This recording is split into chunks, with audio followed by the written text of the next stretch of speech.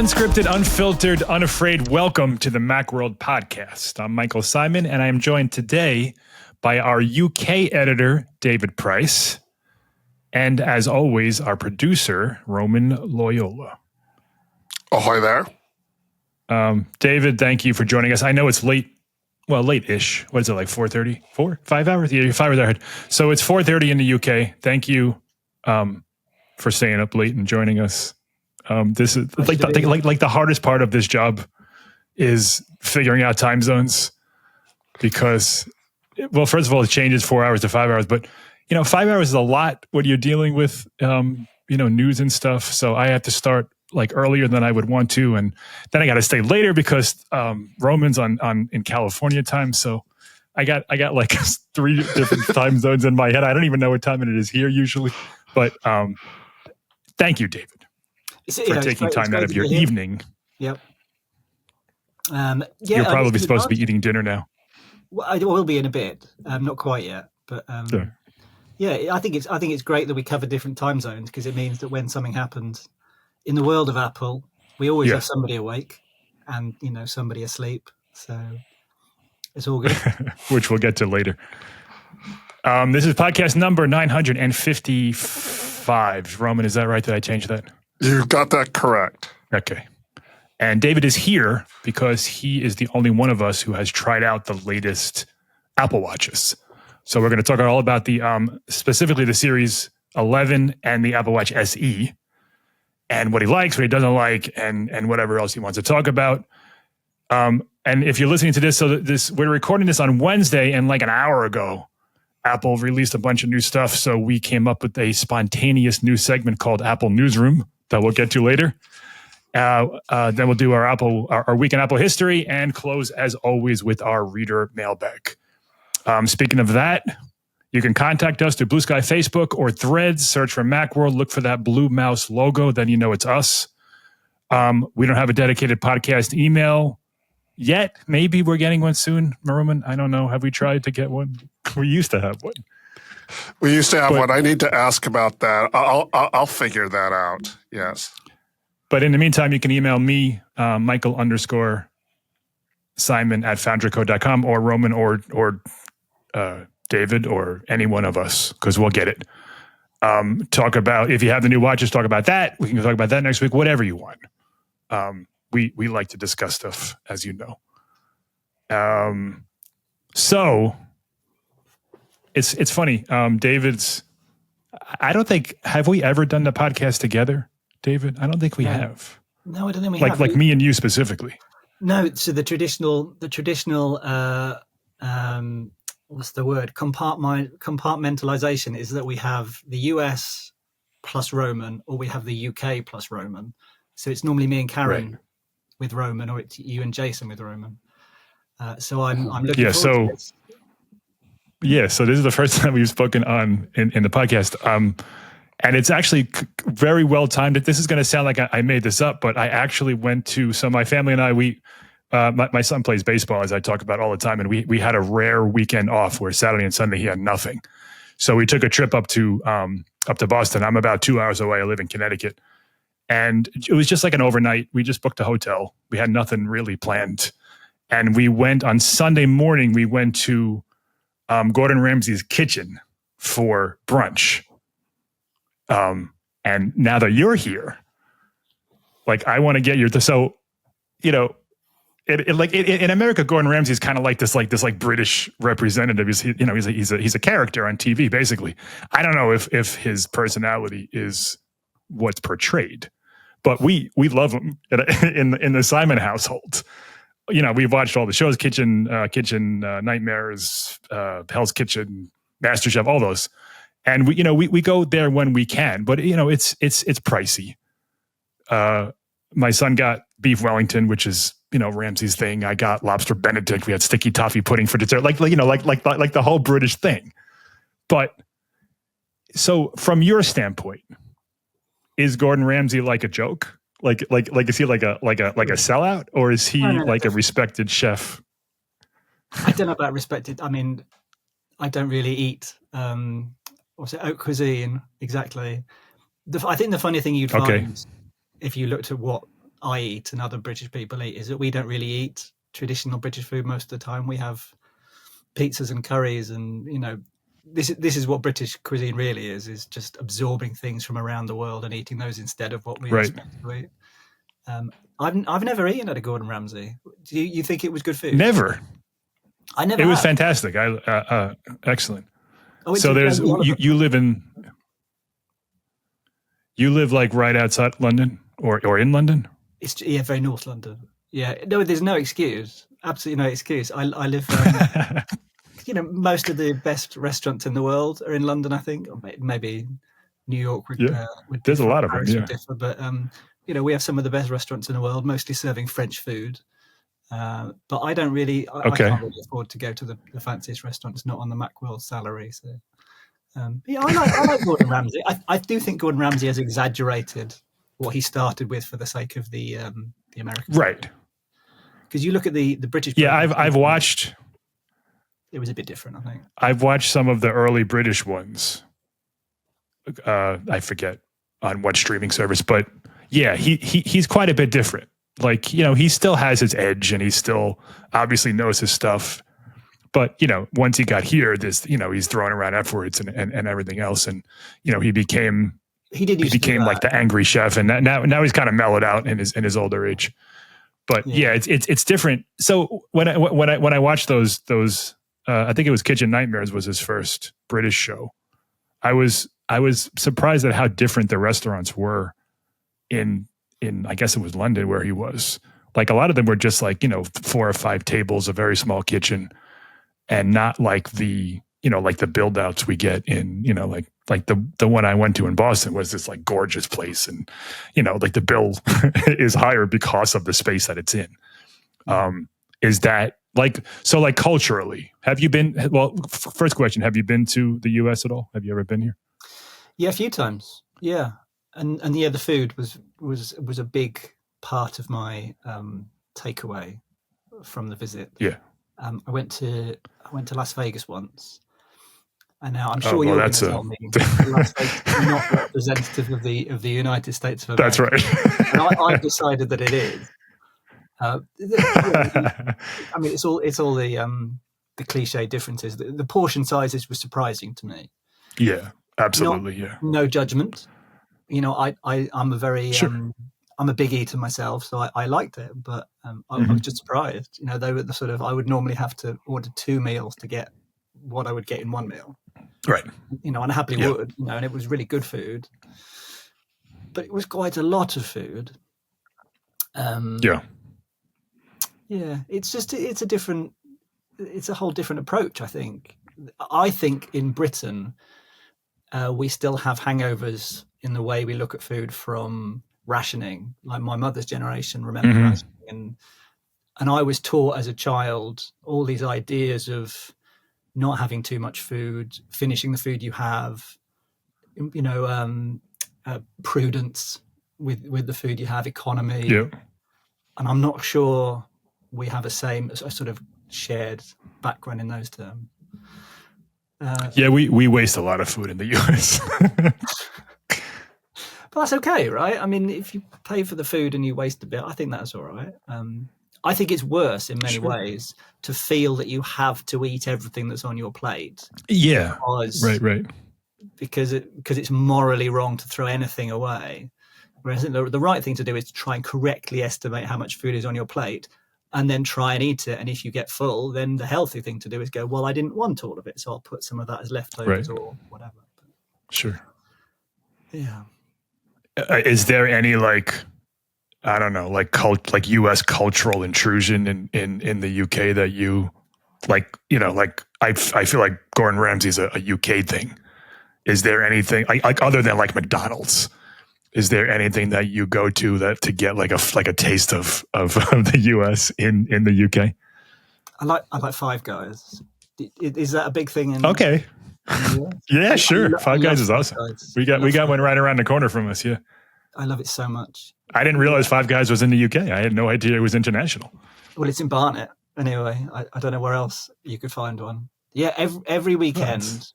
So I'm a very bad parent food wise because every weekend I take my children to McDonald's, But every week I say, can we do Five Guys this week? Because I prefer it. But they don't want it. They just like what they know, which is McDonald's. They like McDonald's. So they get like Happy Meals.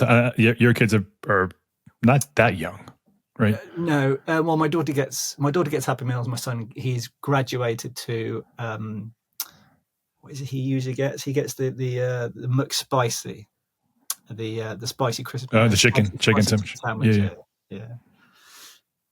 So I'm probably storing up a lifetime of health problems for them, but they like it. When we had before my son was born, my wife said like we're never going to take him to fast food and we're going to cook him everything. And that's this inside of like 8 months, once he started eating food, like that was out the window. Like there's no way. You just can't avoid it. No, you're human and you do your best. Yeah, right. And plus, they like it, and it's fun to have a treat once a week. Yeah, and they're going to have it at parties. But anyway, get to a Gordon Ramsay restaurant because I want to next time you're on the podcast, I want to talk about the differences in the London restaurant versus the the US restaurants. Okay, I promise. So that's your homework assignment. You can expense it if we talk on the podcast, right? Is that okay, Roman? All right. Enough British cuisine talk. Let's get into the Apple Watch. So you have the Apple Watch SE and the Series 11. I will leave it up to you, like how you want to start, where you want to start, which model you want to start with. Well, I reviewed the SE3 first, so it probably makes sense. To do that one. Okay. And I really liked it. Like I sort of want to talk about that first because it's the one I would recommend. It's the one I would pick. And it's just really good. So we recognized this straight away. Actually, when the event happened, when it was announced, we all said immediately, this is a really big upgrade. Then they haven't put up the price at all. It's still $249. It's £219, which is right. One of the few that aren't like equivalent. Yeah. Yeah, I mean, because for a lot of products, the pounds is just the same as the dollars, and occasionally it's been known to be higher in pounds, which is obscene, really. But yeah, £290. Do you have any idea as to why it's a little less in pounds? No. Other than it's fairer, I suppose. I don't know why they would yield to fairness on that one particularly, but it really makes a difference because I find that's a price point. It breaks nicely. It's sort of that's the point where you go, I could get that. I could get that as a present for somebody. Sure. £219. Sure. It's not quite impulse buy territory, but it's getting close though. Yeah. It's close. So it's a good deal, and it gets the always on display. It's got a better battery life. We'll come back to that if you like, but it's a really good battery life. It's got fast charging. It's got 5G, although that's debatable whether you'll actually get that. But it's got new health features. It's got new gestures. It's more scratch resistant. It's been upgraded in all these different ways. It's still very cheap. It catches up with the series line in various ways, and they're still $400. So it's a really appealing deal. Like if anybody, you have to get out of this mentality of the review. It's really important because as a reviewer, you get these wonderful products just flooding into your house, and you go, and you think, well, is this the best watch? Is this the best phone? This is not the best watch. This is not the best Apple Watch even. Right. But it's a good deal. It's a really good deal. And if a relative or a friend said, which Apple Watch should I buy? I would say get the SE3. It's great. Yeah. Particularly if you've never had one before as like a starter watch to like introduce yourself to the Apple Watch ecosystem. So the previous one, the SE2, was updated in 2022 with really nothing. It got a couple of features, but and I think a newer chip, but the screen was the same. The sensors were the same. The battery life was the same. It was essentially the same watch as the 2020 model. So the one that the SE3 replaced was old. And, it was missing a whole bunch of things. And this one is too. But the things that it gets, mainly the always on display, if you want to talk about that briefly as to, what that is and why that matters. Yeah. So in the past, at the beginning of the Apple Watch series, it would go to sleep. So anytime you weren't looking at the screen, it would at this sort of best opportunity, it would completely dim its screen just to black, show nothing, and preserve battery life that way. Because battery life was a real pain point with the early Apple Watch, because people were coming from just wristwatches, which obviously have battery life in the years almost. It depends if it's a winding watch, but very long term. Sure. And rival fitness trackers would often be a week or more. And the Apple Watch was down to sort of 2 days. So they were just trying to claw back battery life at any opportunity. But at a certain point, I think it was, you're going to catch me out now when it was it around the Series 6, something like that? 4. It was the Series 4 that got it. Okay, so the top line Apple Watch has had the always on display for a while, where when it would ordinarily dim to black, it instead dims to dim. It shows some information. It shows the time. It shows some widgets and bits of information, but it reduces the animation. It reduces the brightness level, reduces the color. So it's still preserving more battery life than if it was just blazing all the time, but it shows you some information. Right. And until this year, the SE line didn't have that. And it's quite a big deal, because it depends how you use your Apple Watch, but because it's a fitness device, quite a lot of the time you're exercising, you're doing weights, you're doing stretches while there's a workout going on the watch, and you want to be able to see how much time there is left, how many kilometers you've done, whatever, and you need to look at it, but you don't want to have to do that, that awkward thing that we were in the early days, where we were all making a big deal of the sort of the trying to make sure you snap your wrist in just the right way to make it turn back on again, so you get to see it, or you tap it with a finger. A lot of the time when you're exercising, you can't turn your wrist in a certain way or tap it with the other hand. So having the always on displays is a really useful thing to have. And they've managed to do that without increasing the price, without impacting battery life, as far as I can tell. Right. So I think it's a big deal. Yeah. In your review, you said actually the battery life was significantly better than even Apple claims. Yeah. Also, so I have an Apple Watch 9, maybe, I don't remember, 8 or 9, but I like the always on display because of the more of the fashion stuff. Because like when you're wearing it and you're out and about, it looks better with something on the screen all the time. It looks like you're wearing a watch rather than a blank screen. So you get both of those things. Yeah. That's really no. I just think that. I'm not that side of the Apple Watch has never really resonated with me, and it should, because it's a big part of it. Right. And a lot of people have. In fact, I have a whole bunch of different straps in a box upstairs. Yeah. Different styles, and a lot of people would change the strap to match their outfit, and they would change the face. Yeah. Match the outfit, and there was a whole big thing for a while about people having different watch faces set up for different parts of their day. So that when they're in the gym, they'd put on a particular one, and while they were working, on a different one, and they would change it to all complemented color wise. And I don't do that, I'm afraid. And the box of spare bands are upstairs, and I never use them. So for me, it's always been functional rather than visual, but it's a fashion accessory. It's a piece of jewelry for sure. Yeah. So and I think the fact that every single Apple Watch, including this one, has worked with the bands from the original model. I mean, depending on the size, but like Apple has made sure to keep that, and I think that's part of its fashion appeal, is that you can, like, you put on a leather strap versus a sports strap, it looks different.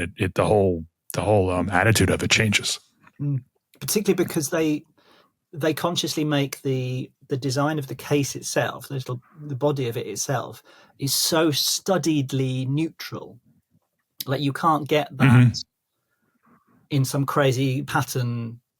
No, all of that sort of thing would be confined to this. You get crazy pattern strap and you get crazy pattern face. Right.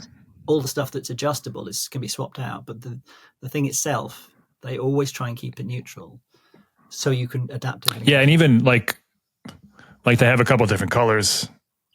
What's the SE available in? Is it just silver or gold and black? Maybe I don't remember. I think it's just silver and gold. Oh, I should just look this up. But there's I think there's a new color for the Series 11. So the one I've got is space gray. I'm guessing now. Hold on. Let me just check this out. Right.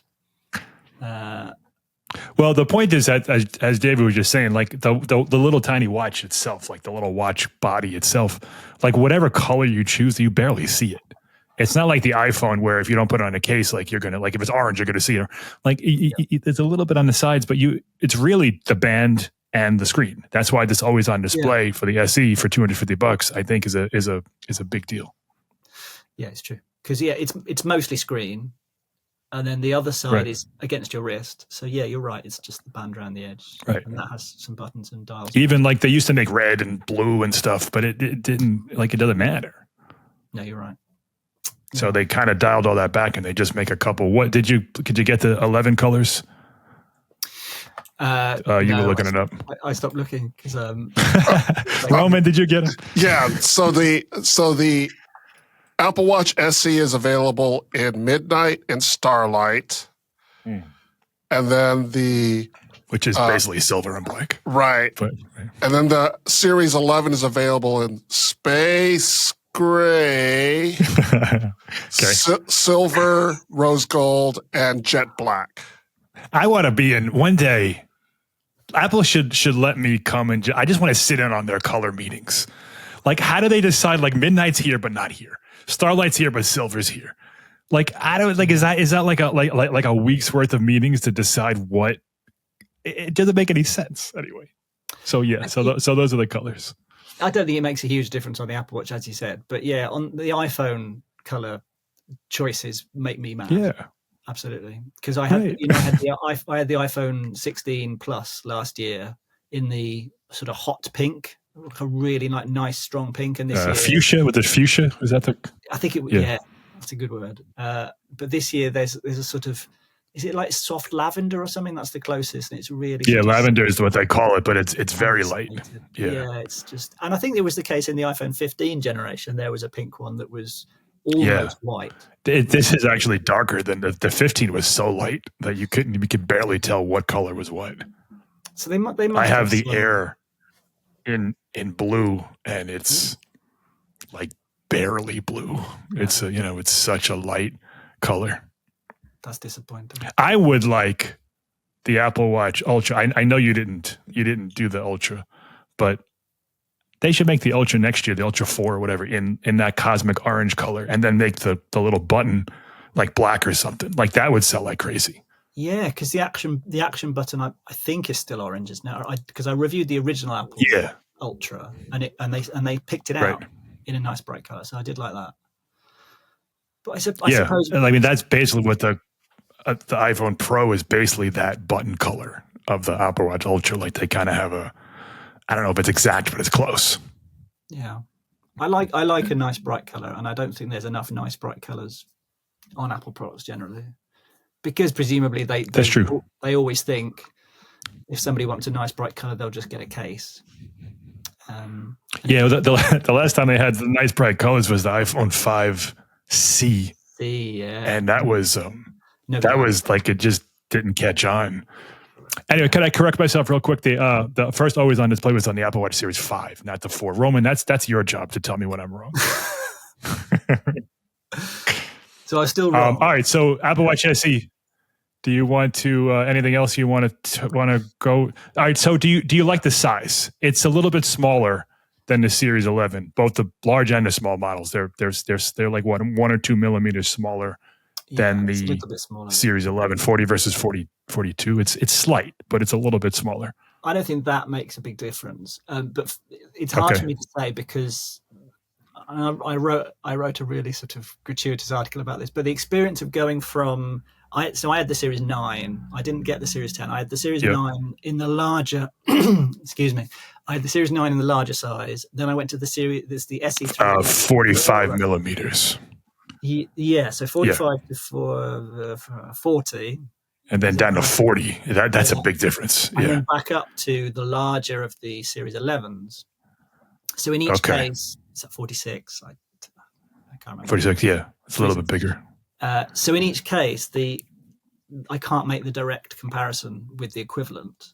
And that is quite a big deal. And I have been finding these. Well, which would you buy?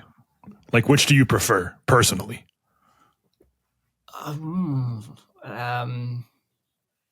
That's a tough one. Maybe the smaller one. I don't know because I really enjoyed. So I really enjoyed having the smaller SE3 because you just even though I don't think it has because the series I think it was the Series 10 they brought in the slightly slimmer design. Yeah, they sort of reduced the thickness. Right. Like a millimeter and a half or something, Yeah, and so the SE3 doesn't benefit from that yet. Right. We'll presumably catch up in a few generations. But because it's got such a small area, you don't really know it's there. And that's really important for sleep tracking, which I've really started to get into as of this generation. And you can just go to sleep with the SE3, the smaller SE3 on your wrist, and you don't know without it like bothering you, not at all. Whereas the Series 11, the bigger Series 11, I'm aware it's there. I can sleep with it. I've got used to it, but you know it's there. And I don't know if it needs to be that big in terms of sort of legibility and stuff like that. Like the buttons are nice and big. It is quite good for that. And I was talking about this with one of our colleagues the other day, who's buying a Series 11 for her father, who's in his 70s, and she said it's probably best just to get the larger one anyway, just because of sight issues. But at this point, sure, I think I might go for the smaller one, because you don't want to be conscious that it's there, and that's I think that's the key. But so it's go on. You can. Well, I was going to ask if the Ultra was too big for you when you tried that out. Yes, because that one is much bigger. Yeah, okay, much too big. I couldn't sleep with it on. So, So the fact that the battery life on the Ultra, in those days, because it was the Ultra 1, I think it might have been 36 hours. They said. Yep, that's correct. I think it's gone up to 42 now, but it had huge battery life and it was brilliant. But because I couldn't use it for sleep tracking, it was like, well, I'm going to be charging it overnight anyway, so it doesn't really matter what the battery life is. Yep, that makes sense. So I didn't like the Ultra 1. I didn't vibe with it. It's an amazing piece of technology, but it is. Yeah, I'm always surprised. I see a lot of Ultras out when I'm just walking around or at baseball games. Like a lot of people have that watch. I think there are just a whole nother class of people that. They're muscular and they like big watches. That's not me or any of us. No offense, Roman. That's not we're journalists. We're not bodybuilders, but they're, it looks, if you have if you are a muscular person, it looks good on you. It looks, it's not for me. I have the smaller one in the series. I forget. It's either 41 or 42, but, I had the larger one for a while, and it's just too big. My favorite watch was the 38 millimeter, the first one. That's the perfect size for me. I know the screen was square and all that stuff, but that size on my wrist. So if I was buying one, I would get the 40 millimeter SE, and I would tell most people who look like me to get one too. I think you're right, and I do look at it on my. I can show you on my puny wrist. Okay. I don't know if you can see it. So it occupies. I can see it. Yeah, you can see it. He's for those listening audio, David just held up his SE on his wrist. No, this is and the always on display looked good. This is the Series 11. So this is the big one. Oh, forget what I just said. This is the larger one. That actually, it doesn't look gigantic on your wrist. But it occupies most of the thickness of my wrist. Whereas, in fact, this is going to make brilliant audio, but I can now put on the I'll describe it. So, all right. So are you going to put it on the same hand or a same wrist or a different wrist? So this is the SE3 in the smaller size, and you can see. Okay. Oh, that's significantly smaller. Yeah. It's got a sort of. So you see a lot more of the band kind of sticking out and coming around your wrist, whereas the other one is basically your whole wrist is the screen. So, Yep. But what I wanted to say about the battery, is that, which I know I've been talking about the whole time, Apple has underestimated it, and Apple used to underestimate battery life all the time. I remember this from back in the sort of the Series 2. We would test them out. And well, it lasts longer than they said. That's weird, because other companies would always exaggerate, as you would expect. Yep. But they've been more accurate with their estimates of other Apple Watches recently. The SE3, they've significantly underestimated it. They've not increased their estimate. So you know that this year, which is 18 hours. Yes. So this was a big deal. Is that each of the Apple Watches has remained consistent throughout its entire history. The Apple Watch standard series Apple Watch has always been 18 hours. The Ultra had always been 36 hours only across 2 generations, but it had always been the same. And then this year they bumped 36 to 42 and they bumped 18 to 24, but they didn't bump the 18 on the SE.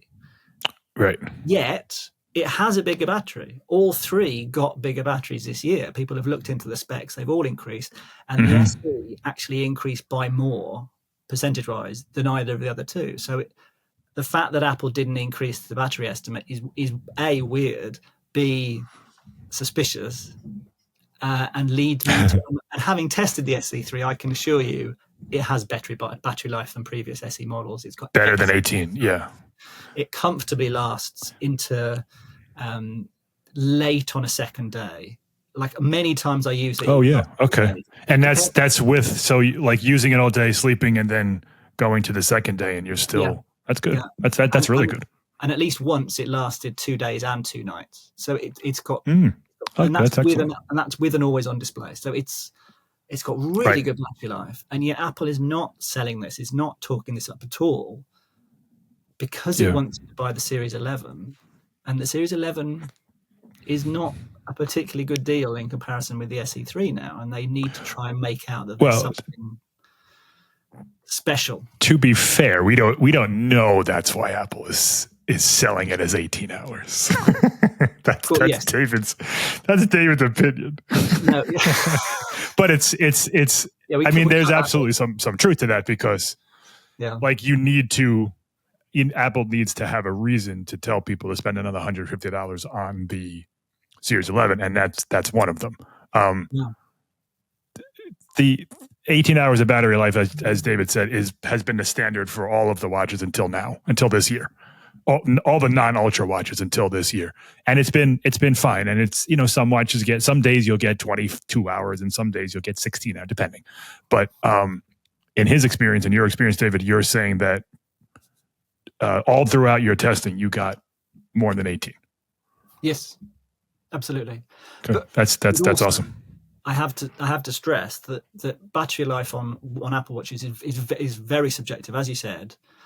So of course, yeah. You have a couple of workouts, and it drops quite a lot, and that's true of the smaller watches. In my experience, a lot more than the larger watches. So this is an interesting. Okay, that makes sense. I've been using the Series 11 for about a week now, and I had it wasn't 40, it was a half an hour workout, which normally would really sort of hit the battery hard. And on the Series 11, it only went from 100 to 97. And there hasn't been much difference in multiple days, whether I've worked out or not. So it does seem to be more consistent. It does 2 days consistently, but it's not that much better than the SE3 to justify the fact that one got a heavily increased battery life estimate and the other did not, other than to wonder, Right. Yeah. only an opinion, if this is a deliberate attempt to differentiate the cheaper and the more expensive. Right. Yeah. Yeah. I mean, that makes perfect sense. And, I can understand why Apple would do that. It's, significantly more expensive to go to the Series 11. So let's move to that one for now. There's a lot there. Like, it's not just better battery life. There's a whole bunch of stuff in the Series 11 that you're getting. You may or may not need that stuff, but you can talk about that a bit as far as like what the differences is between the Series 11 and the SE, or the upgrades between the Series 11 and the SE. Yeah. So there are some health features that you don't get on the SE3 that seem to me to be quite fundamental. So you don't get the ECG app, and you don't get blood oxygen on the SE3, and those have been on the series ones for a couple of generations now, I believe. And yet they've brought in different upgrades this year for the SE3. They brought in sleep apnea notifications and wrist temperature monitoring, which is quite hard to use as a sort of as a user. So both of those things, I would say, fall into the category of peace of mind upgrades. The temperature is almost impossible to test because it, first of all, needs a couple of days to create a baseline, and then it uses that baseline to tell you when something's changed. And the main feature is they say it's for menstruation and ovulation, because women's temperature changes monthly. But otherwise, unless you're like seriously sick, it's just gonna be pretty straight.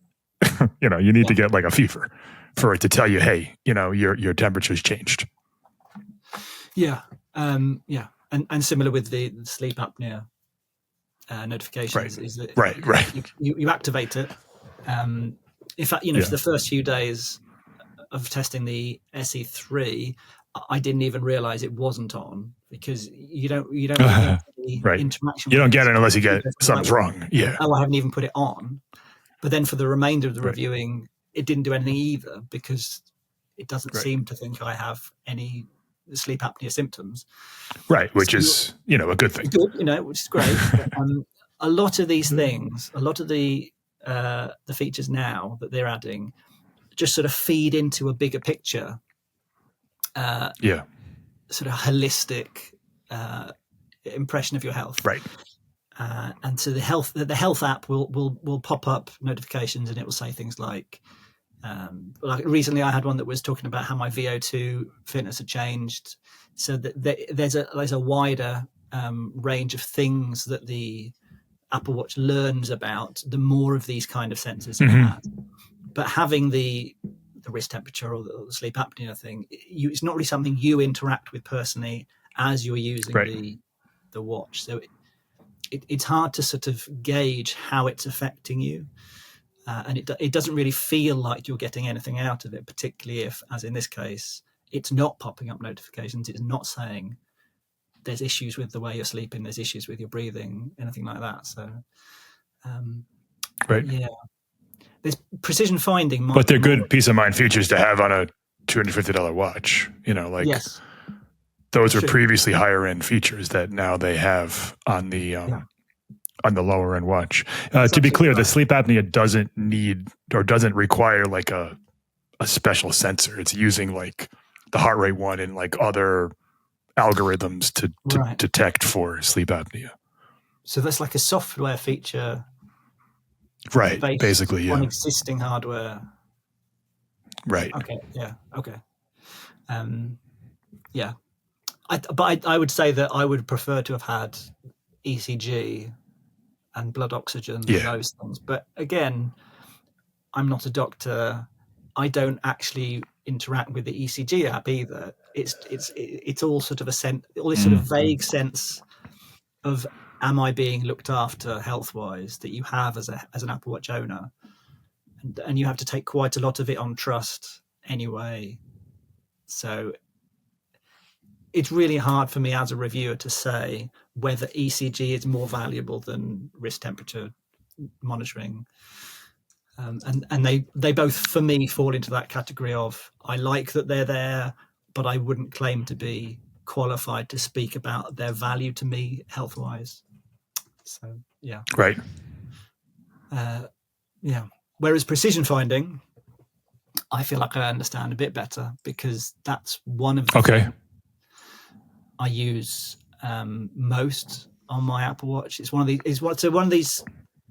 And then this is something else I talked about in the article I wrote last week about the things that I do most on my Apple Watch are things that have been there all along, such as workouts, such as fitness activity rings, and in this case, I think that's true of most people. Yeah, you know.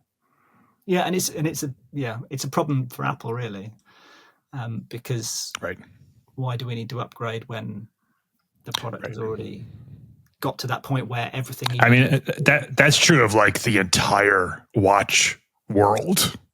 Yeah, like you buy a watch and you don't buy another one for like a decade. Like that's kind of how watches are sold. Yeah. So the precision finding, that's the U2 chip. Yeah. So it means that, so you get when you've lost your iPhone and you're trying to track it using the Apple Watch, if I'm getting this the right way around, you get the more detailed, the more precise directions to lead. Like down to the foot. Like it won't just say it's in this general region. It'll say, take 4 steps and you'll find it. Exactly. Yeah. And that's really not on the SE, right? No, there's no precision finding on the SE 3. But you will step in and correct me if I'm wrong about this, won't you, Roman? No, I think that's right. I'm actually looking it up now. Apple has if you've never been, people who are listening to this, Apple has a comparison table on its website for all of its products. And man, it is like the greatest resource ever. You can do 3 products at once and look at them all together and go down. It's fantastic. Anyway, I believe that you're right, David, that there's no U2. I can't wait till it's U3 because I feel like I'm saying the name of the band to bring it back to British culture every time I say that, Chip. Which Apple and U2 have quite a history together. But that's for another podcast. We won't talk about that today.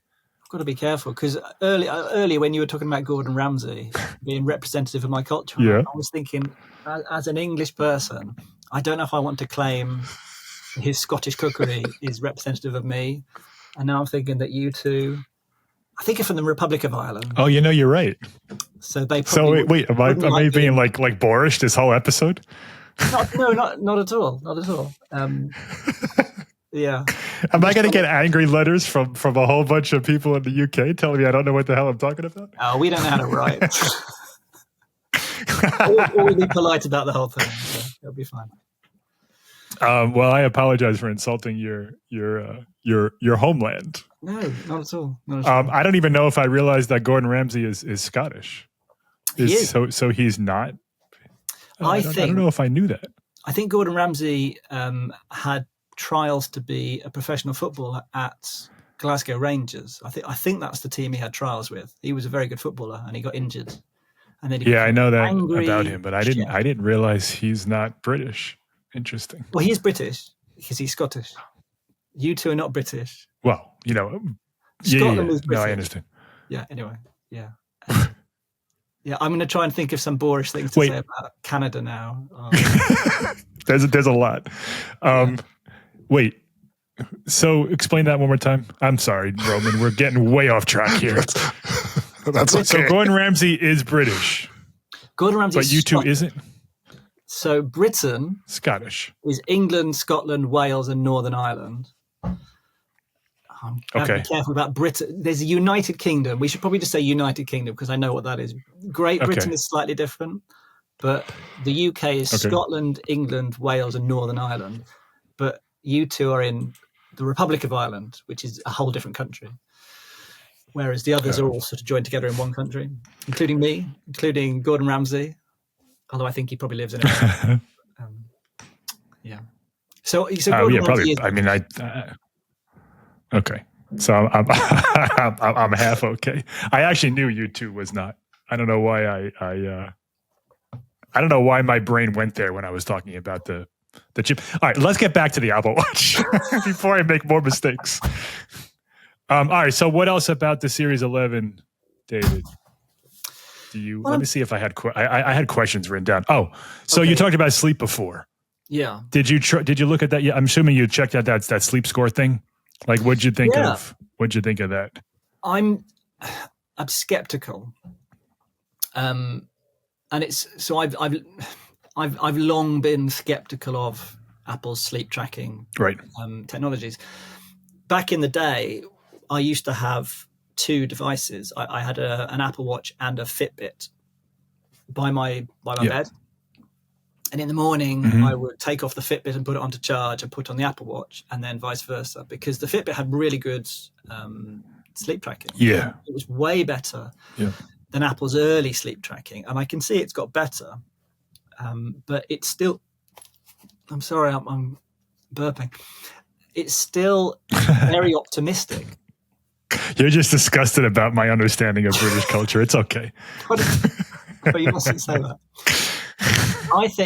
I think this is a sort of inaccuracy or potential inaccuracy that people they sort of let it slide because they like it, because you want to look at your sleep score in the morning and go, oh, I slept really well last night. Right. Whereas I've been staying up late quite a lot recently, and it keeps on telling me in the morning, oh yeah, you got 7.5 hours sleep. And I remember that the Fitbit, even at my best, would always say, yeah, you had a good night's sleep. You got 7 hours, because I've been in bed for 8, and it would say, yeah, you were asleep for 7. We'll all be happy. The Apple Watch seems to count everything. As soon as I go to bed, it goes, yep, sleeping, and it counts it all as sleep, even if I'm not just talking about waking up during the night, which the Fitbit would always pick up. It would routinely go, yeah, you're awake for 15 minutes in the middle, all this stuff that you don't remember, but I think it is routinely happening for most people. The Apple Watch doesn't count that as not sleeping, or doesn't seem to, but it even seems to count as not sleeping when I'm sitting in bed reading a book. It seems to think, well, he's stationary and it's after his scheduled bedtime, and I guess he's asleep. It seems to just be really optimistic. And maybe, I'm still testing this on the Series 11 particularly. Maybe it's me overestimating how badly or should I say underestimating how well I'm sleeping, and actually the Apple Watch is right. But that's not what I think. It's a liberal definition of sleep is what you're saying. The Apple Watch has like a liberal definition of what sleeping is. Right. Yes. Okay. That makes sense. You could say that it doesn't matter, that you're not getting sleep tracking as an objective scientific truth. You're just trying to compare with your own sleep patterns on other nights, and so the Apple Watch can say you slept better tonight than you did on that night when you drank 17 pints. Maybe you should consider a lifestyle change. That's what it's for. Right. So arguably, it's okay for it not to be sort of objectively accurate, as long as it's subjectively accurate, if that makes sense. So that makes sense. I don't want to come down too hard on it for that. But yeah, I'm a little bit skeptical is all I'll say. Okay. And that's on all three watches as well, the sleep score. So you get that with the SE. Yeah. But you probably won't want to do it on the Ultra. It's so enormous. Yeah. I'm assuming people do sleep with it, but I agree with you. Whenever I see it on someone's list, I'm like, there's no way. Like, I would be uncomfortable wearing that during the day, like with sleeves and stuff. Like, it's big. My sleeve always used to get water. All right. Yeah. Yeah. Anything else to wrap up, to sum up, that you want to say about the two new watches that you tested? Yes, buy the SE3. Okay. That's my recommendation. Even if you have let's say you have a Series 7, Ooh. do you still recommend the SE? No, I'll probably stick with it. You're asking me difficult questions. That's my job. Because the problem there is the SE3 does have quite an odd design because it's got the same design as the Series 6. Yep. So that's annoying. I have a question. So I have a Series 4. Series 4 does not have the always-on display. Which Roman's living in. I might as well be using like an Intel Mac or something. He has like a Power PC, sundial on his wrist. I have a Power PC Mac in a Series 4, and I have a CRT on my desk. So if I have a Series 4, I'm trying to determine whether I should get the Series 11 or the SE. I kind of want the ECG because I'm middle-aged. Are you being hypothetical, or are you actually buying a watch? No, I am considering it. I'm taking my time with it. I'm not rushing to go out to go get one. I'm hoping maybe the holidays come and someone in my family goes, "Hey, my dad needs a new watch," or something like that. But and because I'm a middle-aged obese man, I think I should get the ECG and. That's a liberal definition of obese and middle-aged, mind you. So I feel like I should get the Series 11, but that price point for the SC3, man, that's almost an impulse buy for. I mean, not that I'm rich or anything like that. All right. But what's your question? I guess my question is, I guess I don't know. I don't know if I have a question. I just can't figure out which one to get. More of a comment. I can't figure out which one to get. Yeah, it's more of a comment than a question, I guess. Well, coming from the Series 4, you're getting an always-on display. You're getting a temperature sensor. You're getting a newer generation heart rate monitor. You're getting maybe a larger screen, probably the same size screen. So those are your and better battery life. So those are your. From the Series 4 to the Series 11? To the Series 4 to the SE. To the SE. Like, you're getting those upgrades. So, it's going to be a better watch than the Series 4. Right. Okay. Because I was leaning SC3, but okay. I'd say. Or maybe what I should do is get the SE3 and then get the AirPods Pro 3 because it has the heart rate monitor. Yeah, there you go. But, the SE3 has a heart rate monitor, too. You're not getting much different there. Oh, right. That's right. Right. All right. You're right. And you could probably get at least $25 for trade-in for that Apple Watch Series 4. $25. All right. So, buy get the SE. So, I would recommend to someone like Roman, all kidding aside, to get the SE3 because, for one, he's on the fence about the watch. So a $400 investment for something that you might not wear every day or you might hate is a lot. $250, and maybe for Black Friday you can get it for $220 or something. That's an investment where if you wear it twice a week, you're not going to feel like you threw your money away. Yeah, absolutely right. And as David says, it's a legitimately good watch. It's not just a budget like, I don't have that money to spend, so I'll get this one. You're not really settling. It's a very good smartwatch. It's excellent. I didn't have a question. I was looking for affirmation. That's what. We're happy to give you the affirmation we're looking for. Thanks, guys. Okay. So that's David. Yours. Anything else to add before we move on? Because we're like an hour in and we still have several more things to talk about. Read my reviews. That's what I'll say. Okay.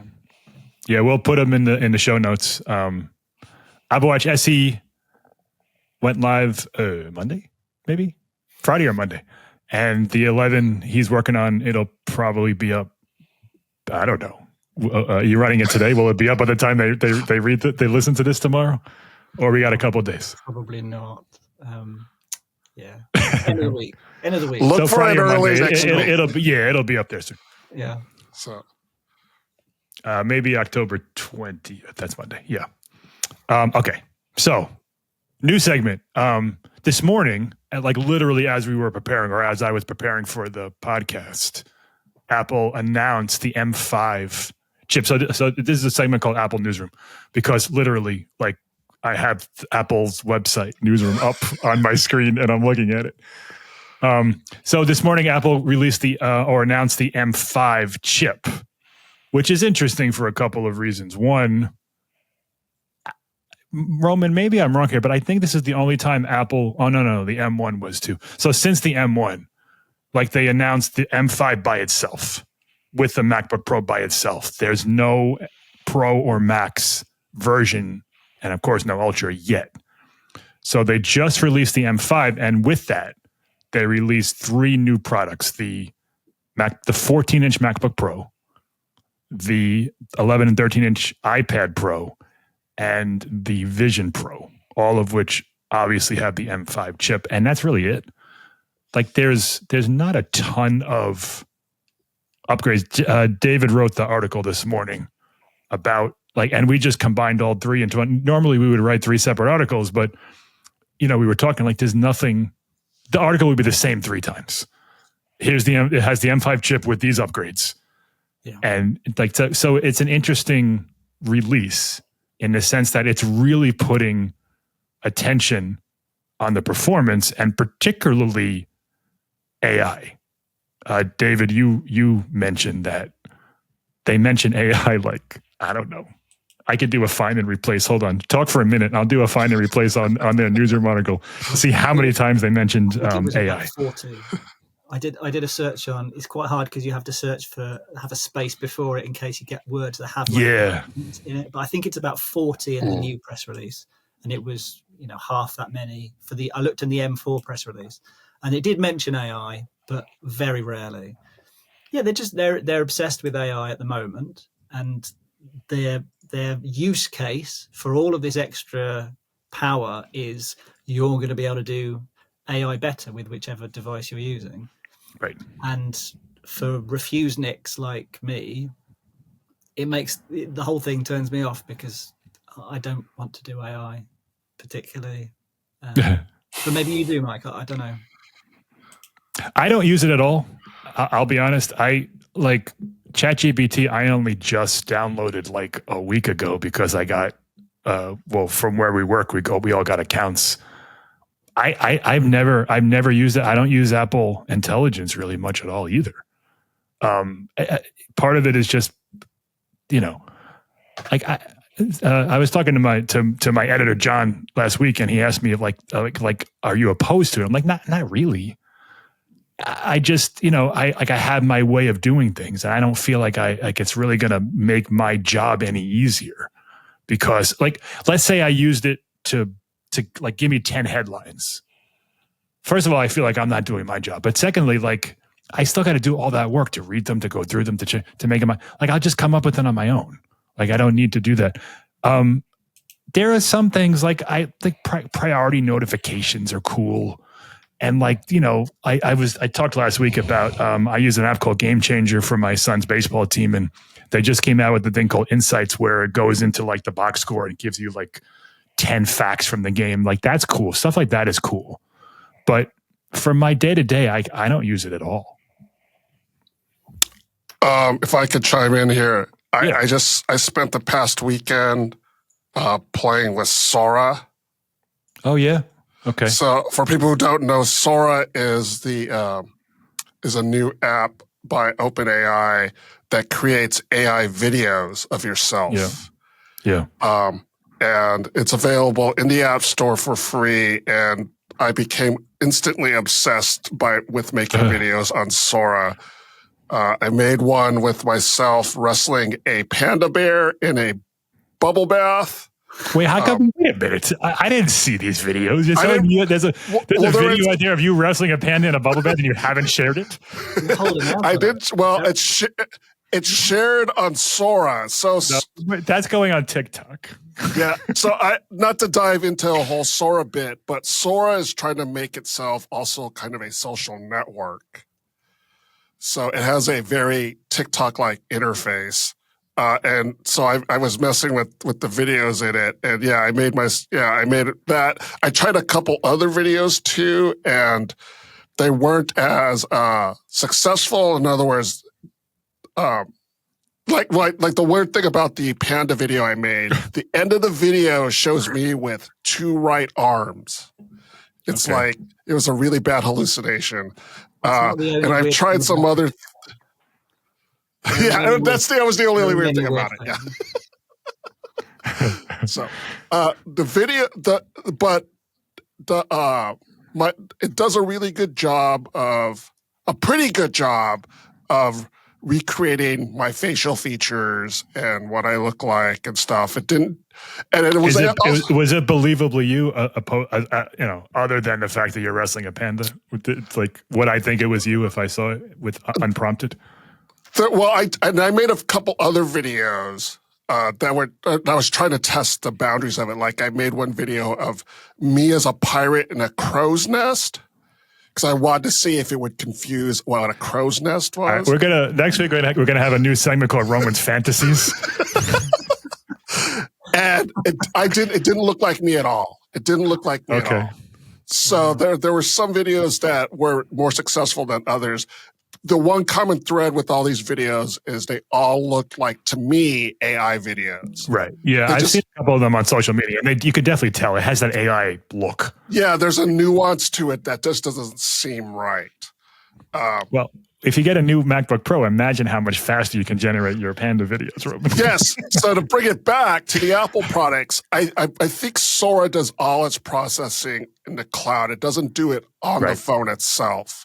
So it took a while to create these videos, and I don't know if it probably would have been much faster if there was an ability to process. Yeah, that's kind of the thing. Like when you're dealing with yes, the speed of your device matters, but when this all this AI M5 stuff, it kind of to me signals that Apple took a break from Apple Intelligence largely this year. Like the iPhone event didn't really talk about it much. Even WWDC didn't really talk about it much. They're still catching up from the last one with Siri. But I think next year at WWDC, we're going to see a lot about what their plans are, what their next steps are for Apple Intelligence, because it's obviously an important part of their roadmap, despite the fact that they've dialed back a little bit, Vision Pro and glasses and the watch and all that stuff. Like, I have to assume the N5 is the start of all that stuff. And along with the chip, the iPad Pro got more RAM, 12 gigs and 16 gigs. SSD read-write speeds are faster. So like all of this portends a kind of a huge leap for Apple Intelligence next year. Anyone buying a Vision Pro? Vision Pro. They didn't call it Vision Pro 2. It's just Vision Pro, and I just read on Mac Rumors apparently you can't trade in your original Vision Pro to get this one. Like they're not even there's not even like normally they would give you $1,500 or $1,700 on it, but there's no trade in for if you have an M2 model. Sorry, you got to buy a new one. It's an interesting approach. There's a new strap. What? Yes, I mean that's it, isn't it? It's the strap and it's the chip.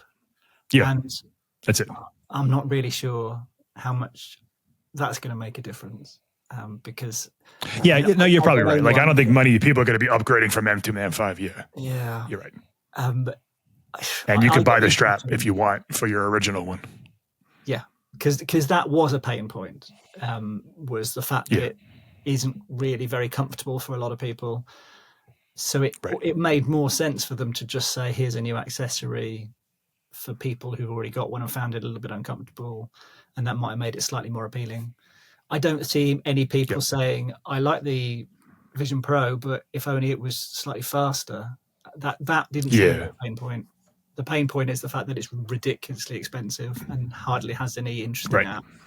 And it still is. There's no price cut there. Yeah. Apple seems to have just given that's another area where I think I think the M5 will matter more with Vision OS, I guess 3 or whatever it is, or maybe 2.5 or something, because like Apple Intelligence is on Vision Pro, but not really. Like it's kind of just like the iPhone stuff. Okay. There's a lot you can do with Vision Pro, having that pass-through stuff with Apple Intelligence if you can do the processing on device. So, maybe next year, like that M5 will come into play, because otherwise, as David says, like there's no reason. Like that's not a complaint about the Vision Pro. Like, oh, it's great, it's just too slow. Like no one has said that ever.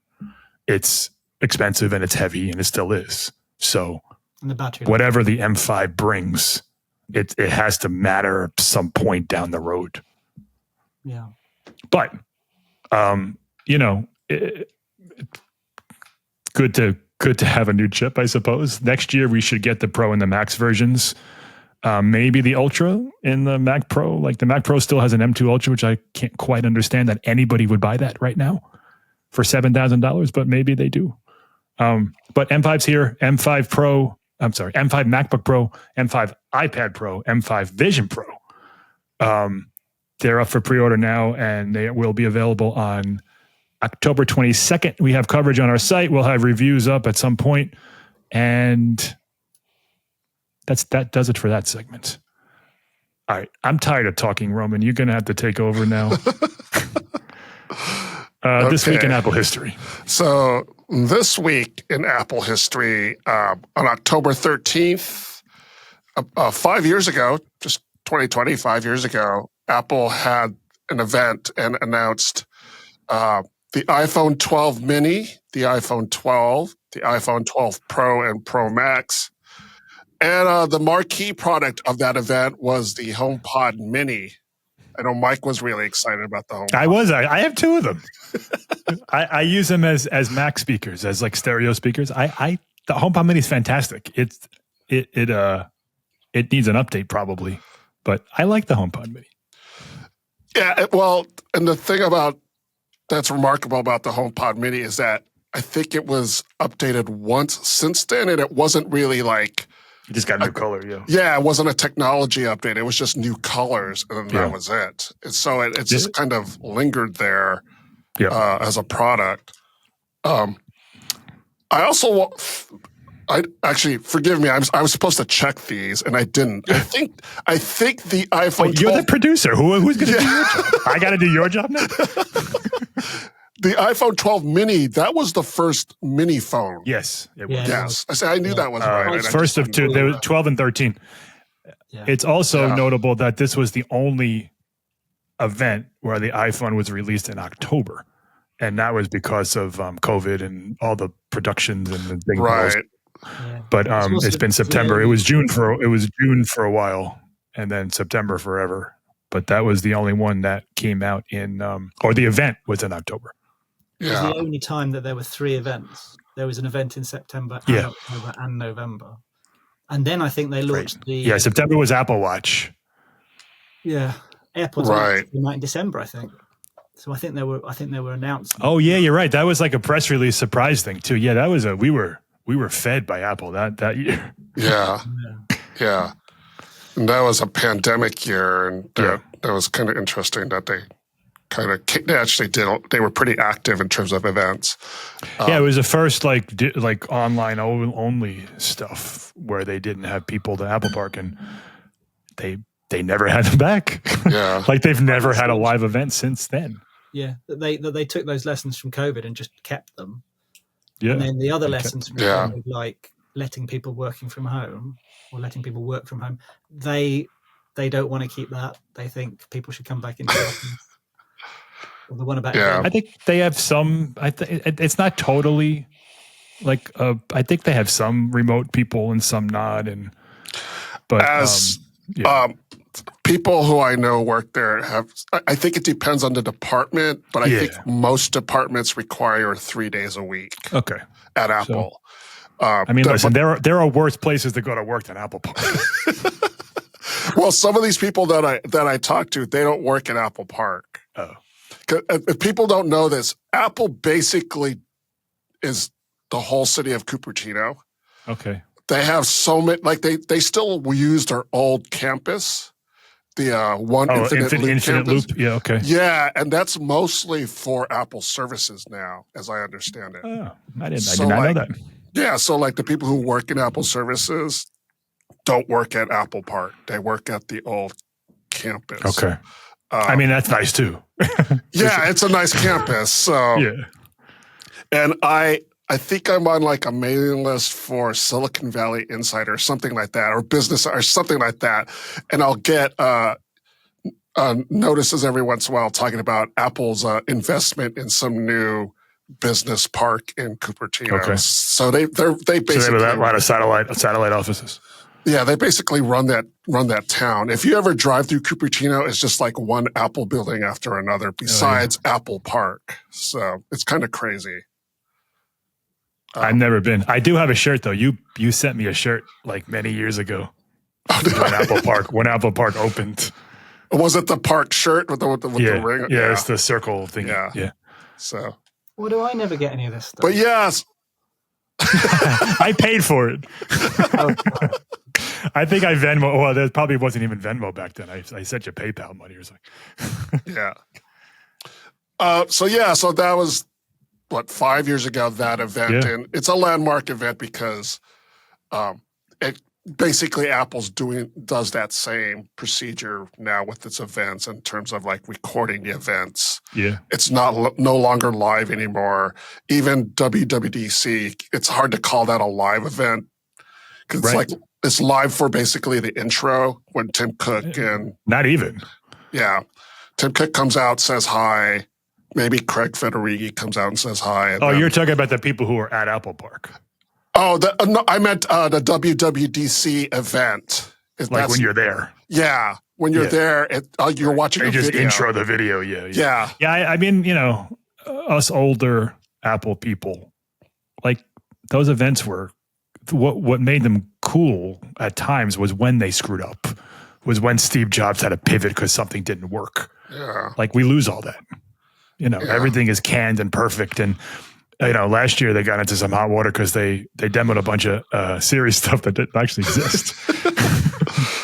So like you can, as far as like the reality of the event was always like watching. I remember when Steve did the iPhone, the original iPhone, the swipe to unlock. Yeah. And the crowd was like, oh my God. And he locked the phone and did it again because everybody was so amazed. Like, you lose all that spontaneity.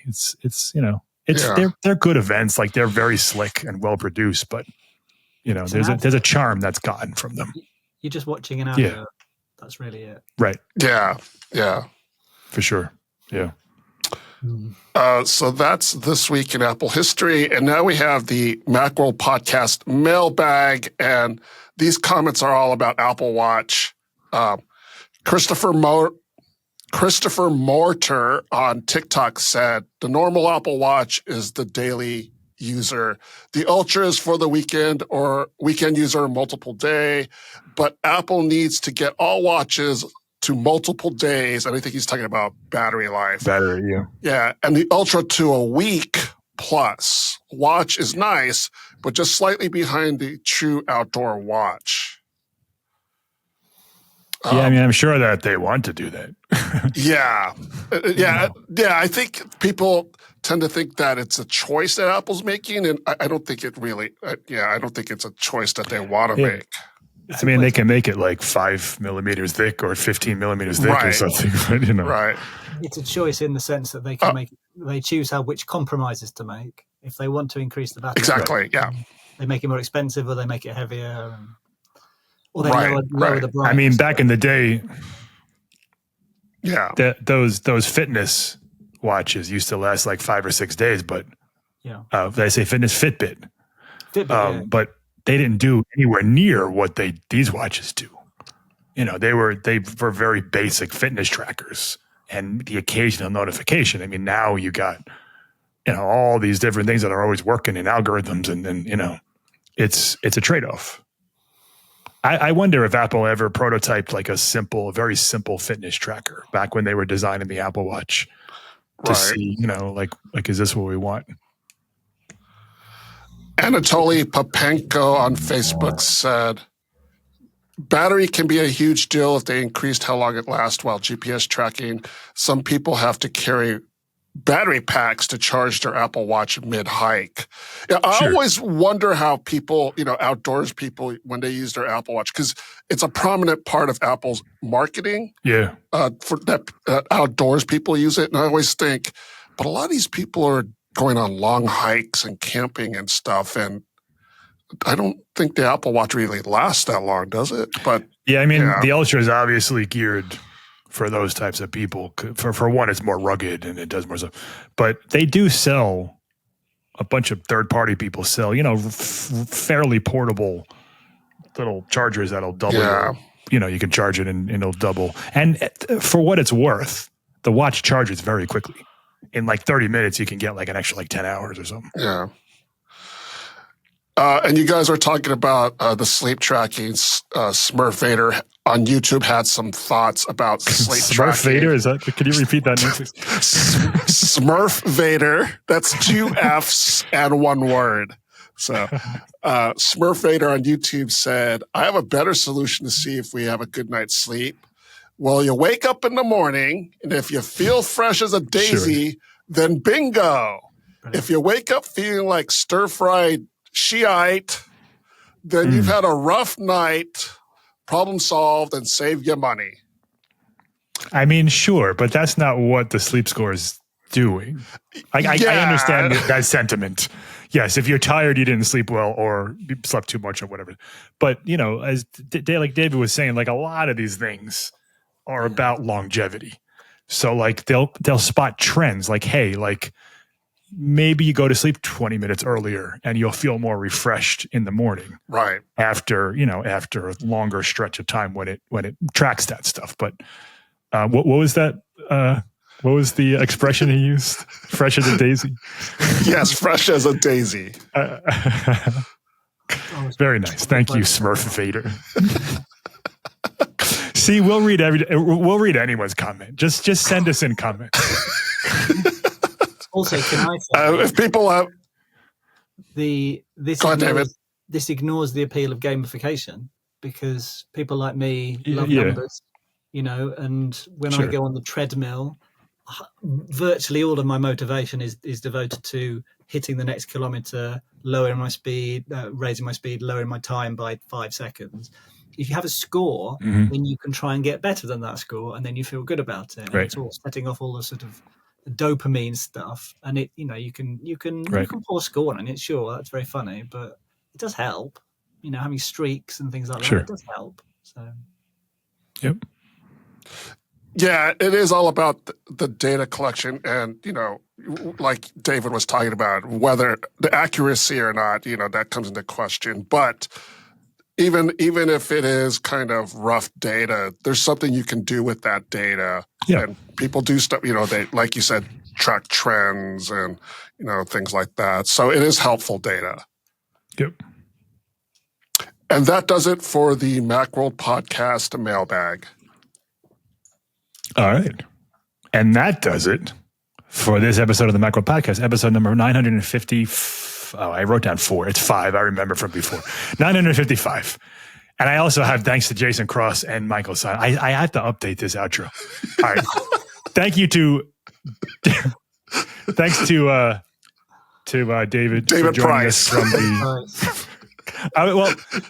I hesitated twice because I had David Cross in my mind, who is an actual person, but not a person I know. But he's like a comedian. I know David Cross. He's very funny. And I almost said it twice. I was like, but that's not his name. Thanks to David Price for joining us. Now it's like 7:00. I'm sure he's hungry and he wants to go to bed and increase his sleep score. Can I say one last thing before I go? Yeah, of course. You may find this interesting. So I don't think I even mentioned fast charging. There's better fast charging on the SE3 and the Series 11. And it says that if you charge your watch for 15 minutes, that will be enough for 8 hours. So I tested that this morning. I put it on for only 15 minutes, and it's been running ever since. And it has been 9.5 hours. And it's still on. That's awesome. it's still on 19%, and it went to 40%. Okay, great. And it was like zero-ish when you charged it. Zero, fully out. It was like went super to low. 40 in 15 minutes, and it's lasted That's awesome. 9.5 hours, and it's still going strong. So there you go. Well done, That's Series great. 11. Under promising and over delivering on battery life from Apple. Okay, well, that does it for this episode of the Macworld Podcast, episode number 955. Thanks to David Price from the UK, joining us all the way from somewhere. I don't know where you live. Okay, London.